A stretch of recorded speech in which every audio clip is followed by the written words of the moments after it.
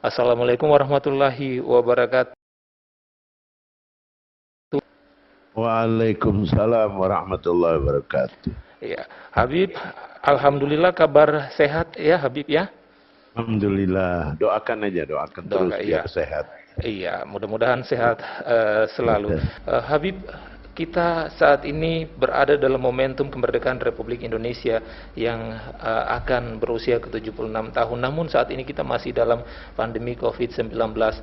Beberapa waktu lalu kami mencoba mewawancarai beberapa warga. Mereka masih merasa belum merdeka.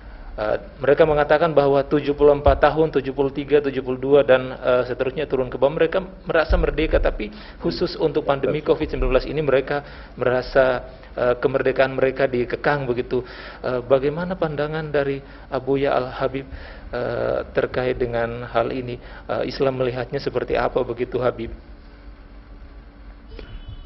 Assalamualaikum warahmatullahi Waalaikumsalam. Wassalatu wassalamu ala rasulillah Sayyidina Muhammadin wa ala alihi wa sahbihi wasallam. Amma ba'd. Saya mendahulukan dulu dengan satu ayat Quran, ya, di mana itu ayat sangat dikenal, ya, di mana A'udzu billahi minasyaitonir rajim. Bismillahirrahmanirrahim. Rabbana ma khalaqta hadza batila subhana faqina azaban nar. Sadaqallahul azim.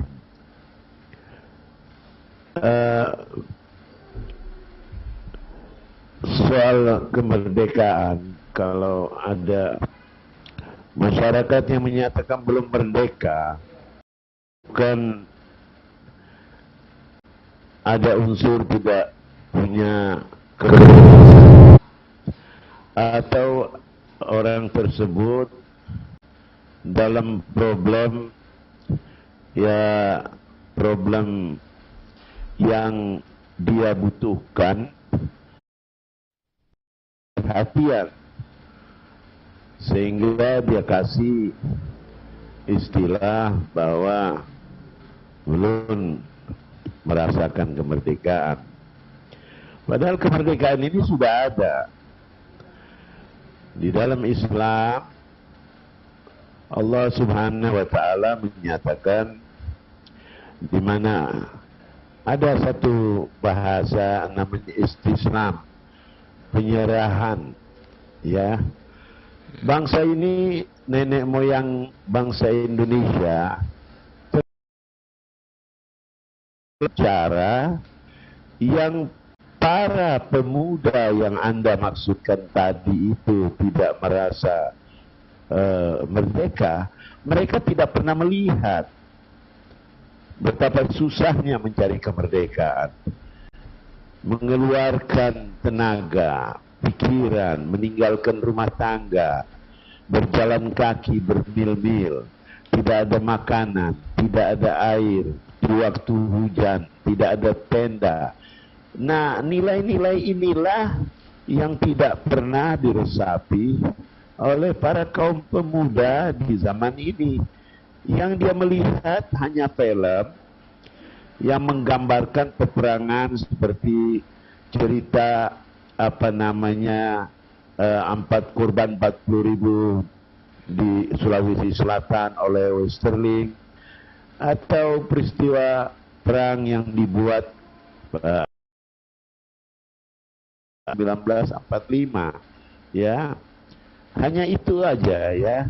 Tapi gambaran yang aslinya, kondisi yang aslinya tidak diresapi, ya, sehingga mereka tidak ada merasakan bahwa yang ada ini adalah satu nikmat besar dari nenek moyang bangsa Indonesia itu sendiri, dari kita punya nenek moyang yang berjuang, ya. Itu sekedar yang saya bisa sampaikan di dalam pertanyaan dokter.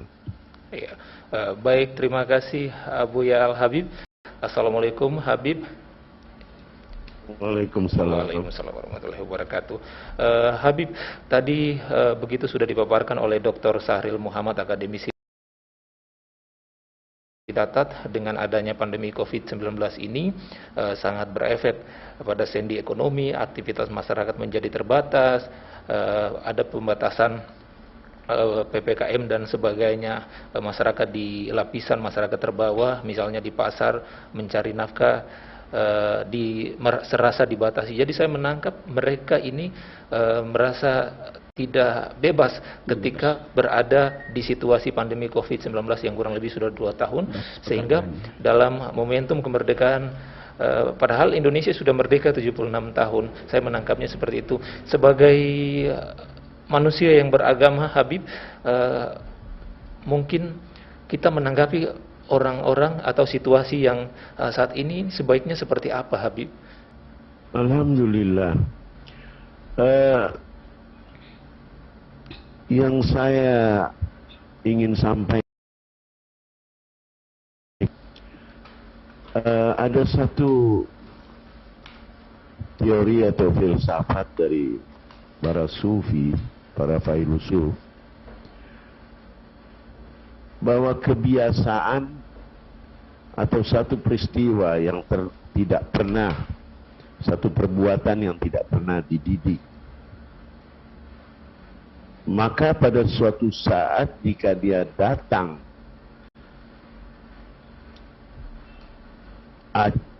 seperti yang ada ini, itu dia akan memberikan jawaban tidak bebas, tidak bisa berusaha dengan sempurna. Di dalam Islam selalu diajarkan bagaimana sesuatu, ya, itu Islam telah memberikan gambarannya. Tinggal orang yang bersangkutan mau faham atau tidak yang dikatakan oleh Allah. Seperti ya saya contohkan ya, di dalam Quran ada ayat menyatakan iza zulzilatil ardu zilzalaha wa akhrajatil ardu asqalaha wa qala al insan ma laha. Ini satu gambaran dari Allah di dalam Quran bahwa kita ini manusia pada suatu ketika akan mengalami suatu peristiwa, apakah itu azab, apakah itu ujian. Itu yang bisa tahu nilai azab dan ujian hanya Allah. Kalau kita, nah, Islam sudah menggambarkan bagaimana susahnya kalau datang bencana. Digambarkan, tinggal yang bersangkutan mau tidak memahami, menekuni kalimat-kalimat Allah, sehingga dia mengambil satu pelajaran. Ada satu ilmu juga yang menarik dari pendidikan anak-anak, ya. Rasulullah mengajarkan untuk satu anak itu mengenal tentang puasa. Puasa bagi seorang anak yang kecil, tentu puasa itu menggambarkan kalau dia nggak bisa makan, dia nggak bisa minum, kita sebagai orang tuanya akan gelisah. Islam sudah mengajarkan dan memberikan untuk menyadari bahwa harus dilalui lapar dan haus melalui pendidikan puasa. Jadi sebenarnya kalau saya punya pengertian yang ada ini sekarang ini adalah orang-orang yang selalu menyatakan kondisi keadaannya karena dia sendiri belum pernah merenungi isi dari Al-Quran atau peristiwa-peristiwa orang-orang yang hidup sebelum kita, sehingga mereka tidak punya hubungan antara manusia dengan manusia, antara sejarah dengan manusia, antara Allah dengan manusia, karena dia tidak membaca, dia tidak mau meneliti, dia hanya berbicara sekian soal capek dan tidaknya, soal laku dan tidaknya. Itu mungkin yang berikutnya dia akan menjadikan satu keluhan. Ada satu gambaran di dalam Al-Quran bahwa terkadang-kadang manusia diberikan rezeki oleh Allah, sebagaimana tadi menyampaikan bahwa banyak orang yang mengeluh kondisi ekonomi, perdagangan dan sebagainya. Saya setuju itu, pandangan itu ya, ingin minta diuraikan. Tapi ada yang perlu diketahui bahwa keadaan ini ada orang yang berdagang, dia umpama sehari dia mendapatkan keuntungan umpama 1 juta. Hanya 1 juta. Satu kali waktu dia berdagang, setiap hari dia mendapat 750.000. Nah, hanya kondisi 250.000, padahal 750.000 itu udah untung yang luar biasa. Karena dia tidak mengenal tentang hubungan manusia dengan Allah, yaitu mengucapkan syukur tanpa ada keluhan, ya, dan selalu melihat kepada yang bawah, masyarakat, ya. Juga di dalam Islam diajarkan tentang sadaqah. Anda tahu sadaqah itu apa? Sadaqah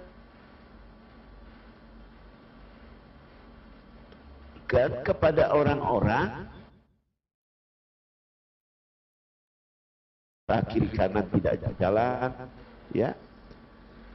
Islam mengajarkan untuk memberikan. Gambaran yang Anda maksudkan tadi, tidak dapat kebebasan, seperti tidak dapat kemerdekaan karena ini ujian dari Allah, itu Islam sudah bukakan pintu. Nabi Muhammad sudah mengajarkan untuk mengeluarkan sedekah, ya. Maaf, ya. Kita beberapa minggu yang lalu kondisi Jawa Barat dan Jakarta cukup mengecam, ya. Itu mengerikan, sampai ada isu menyatakan tidak ada oksigen.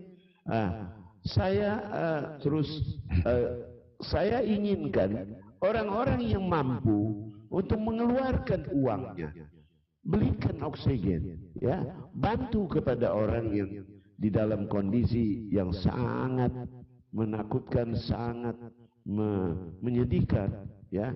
Saya mengajak untuk berikan jalan agar orang ini merasa tidak tertekan, cemas, ya. Itulah yang saya bisa sampaikan sedikit. Mohon dimengerti, dan mudah-mudahan bangsa ini selamat dan kita aman dan penuh dengan keberkahan, dan semua bala wal waba diangkat oleh Allah Subhanahu wa taala. Ya. Baik, terima kasih Abu Ya Al-Habib atas penyampaian. Saya masih dengan Abu Ya Al-Habib. Pertanyaan terkait dengan makna kemerdekaan di tengah pandemi COVID-19. Abu Ya Al-Habib, tentu Maluku Utara ini memang waktu lalu juga dilakukan pembatasan, yaitu PPKM, termasuk aktivitas masyarakat dan sebagainya. Ini berefek pada aktivitas peribadatan juga di masjid-masjid dan sebagainya. Di Lebaran beberapa waktu lalu juga kita dihimbau oleh pemerintah melalui Majelis Ulama juga bahwa batasi aktivitas, khusus untuk aktivitas peribadatan ini yang banyak berita-berita hoaks di media sosial yang mengatakan bahwa kenapa kita sholat itu harus menjaga jarak dan sebagainya begitu Ustaz, untuk menangkal isu-isu hoax di media sosial yang tentu ini disebarkan oleh orang yang beragama, Al Habib. Untuk menangkal informasi yang seperti ini hendaknya kita bersikap seperti apa, Al Habib Abu Ya? Terima kasih. Permasalahan yang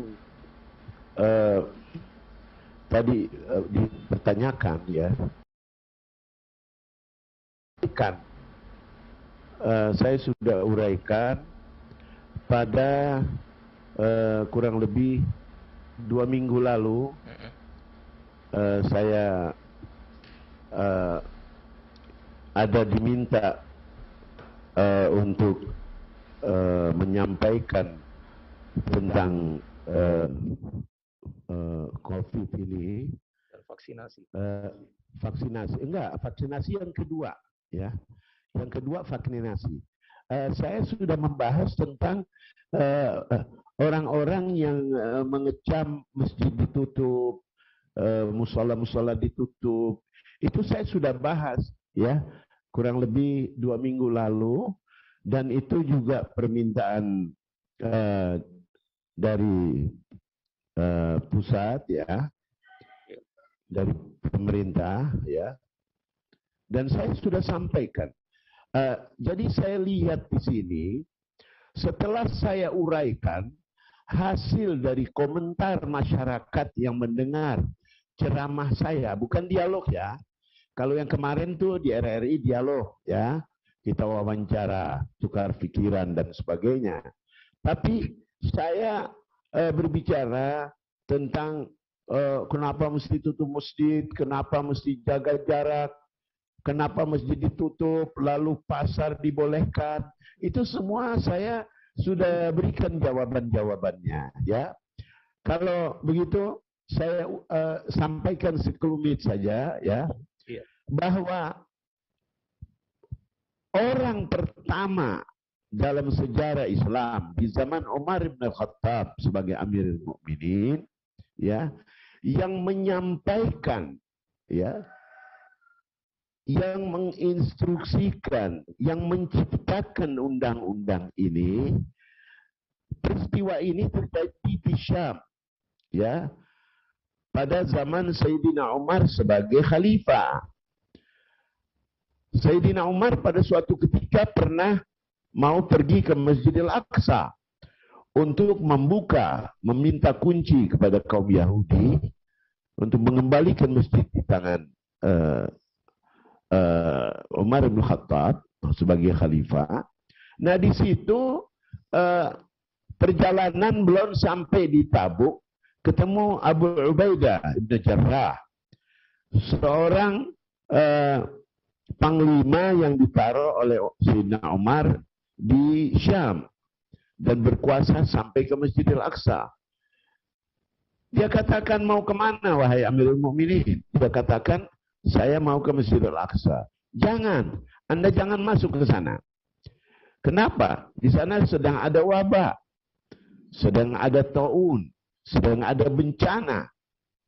Banyak orang yang meninggal.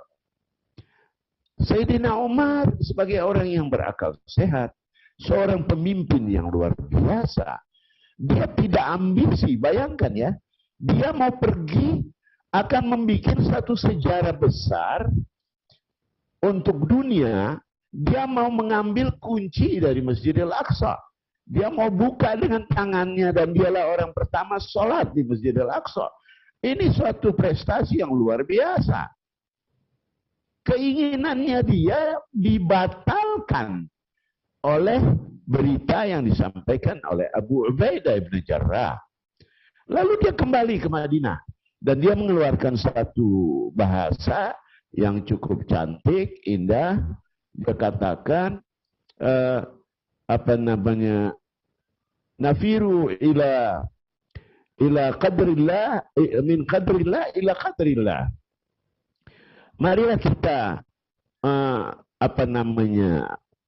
membuat perpisahan ya, memisahkan dari satu takdir yang buruk kepada takdir yang baik. Yang dimaksud takdir yang buruk adalah kita menghindar dari yang buruk ini menuju yang baik dengan menggunakan ikhtiar, yaitu kita tidak bertemu dengan orang kecuali dalam keadaan penting, ya. Kita tidak pergi berbicara secara berkelompok-kelompok yang jumlahnya banyak, ya. Itu yang dimaksud oleh Sayyidina Umar. Nah, Sayyidina Umar sendiri meninggalkan Tabuk, kembali ke Madinah. Dia tidak berambisi untuk menjadi orang nomor satu, mengambil kunci Masjidil Aqsa. Dia lebih memperhitungkan keselamatan orang-orang yang ikut bersama beliau. Takut sampai menjadi wabah, maka dia ambil jalan tengah, lebih baik kita kembali. Satu itu, ya. Lalu Abu Ubaidah kembali ke Syam dan meninggal Abu Ubaidah. Gantinya Abu Ubaidah Mu'az bin Jabal. Mu'az juga meninggal kena wabak dalam waktu yang dekat. Istri meninggal, anak meninggal. Lalu diganti dengan Amr bin al-As. Nah, Amr ibn al-As inilah orang yang pertama yang memberikan pengertian bahwa wabah ini tidak boleh berkerumunan tidak boleh. Dialah orang pertama yang menemukan itu. Dialah orang pertama yang menyatakan kalian berpencarlah, jangan dekat, berpencar karena ini penyakit sangat cepat menular pada orang yang berhubungan dengan dekat. Ya, dialah orang pertama dan sukses, ya. Dia sukses membawa itu. Banyak orang yang selamat di Syam pada waktu itu. Pada waktu mengikuti instruksi dari pemerintahannya Amr bin As sebagai tokoh pemimpin di daerah itu. Nah, kalau mau sukses, ya, ikutilah keinginan pemerintah, ya, seperti yang kita tahu, ya, di mana pemerintah inginkan PPKM, ya, kita ikuti, jangan kita emosi. Ya, sudah banyak bukti, alhamdulillah di Jakarta tidak separah yang pertama. Sekarang sudah menurun jauh, ya.